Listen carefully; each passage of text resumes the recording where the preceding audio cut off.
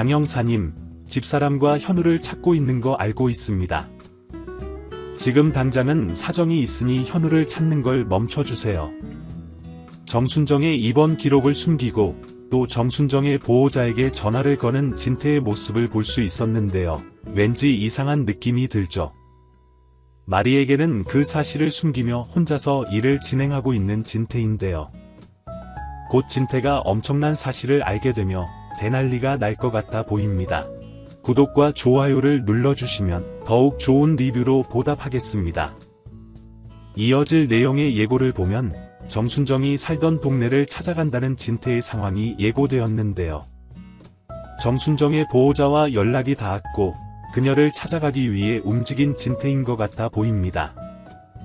그렇게 만난 보호자에게 정순정에게 아들이 있었다는 걸 알고 있다며 그 아들에 대해 알고 있냐 묻는 진태의 모습도 예고를 통해 볼 수 있었죠.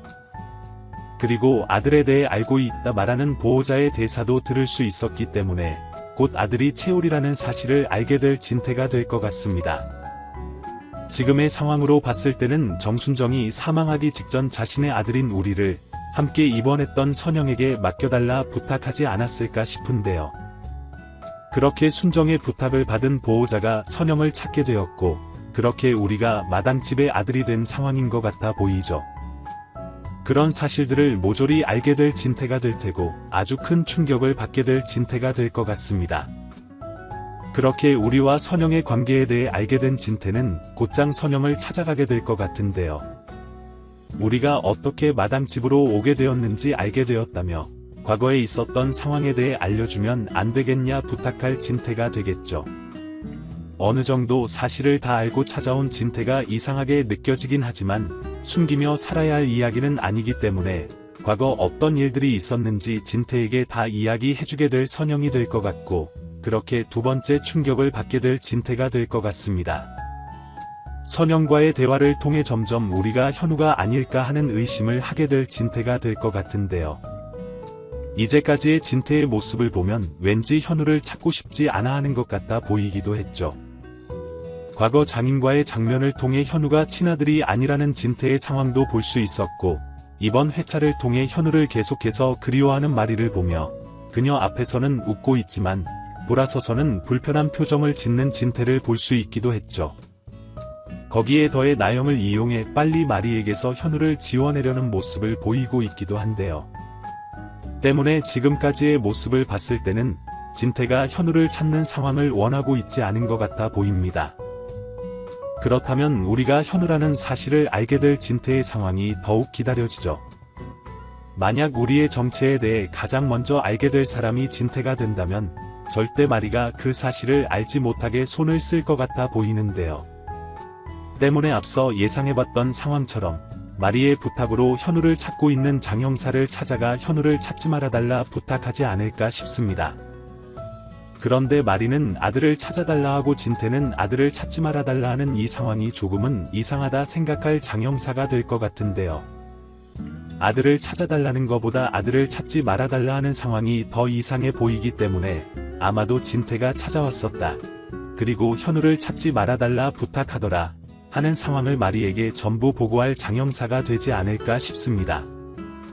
그렇게 모든 사실을 알게 될 마리가 된다면 도대체 왜 현우를 찾지 말라 말한 진태인 건지 너무나 궁금해하게 될 텐데요. 곧바로 진태를 찾아가 왜 그런 말을 한 건지 묻게 되겠죠. 때문에 진태는 당황할 것 같은데요. 자신이 숨기고 있는 것에 대해 마리에게 들키면 안 되는 상황이기 때문에 아마도 거짓말을 하며 둘러댈 진태가 될 것 같습니다.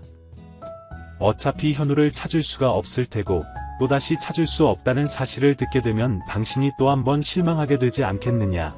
나는 현우의 아버지이기도 하지만 당신의 남편이기 때문에 그런 모습을 보고 싶지가 않아서 장 형사를 찾아간 것이다.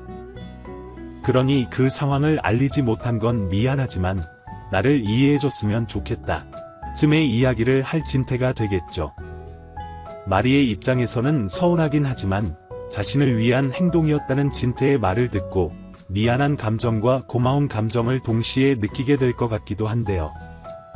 그렇게 상황을 넘긴 진태는 자신이 사실을 숨겼다는 것조차 밝혀지면 안 되니 더더욱 우리가 현우라는 걸 알지 못하게 하기 위해 상황들을 꾸며 만들어낼 것 같아 보입니다. 그리고 그런 상황을 더욱 확실히 만들어내기 위해 나영을 이용할 것 같아 보이기도 한데요. 당장 봐서 알겠지만 현우를 찾을 수도 없는 상황에서 기대만 하고 있는 미 시어머니가 안타깝다.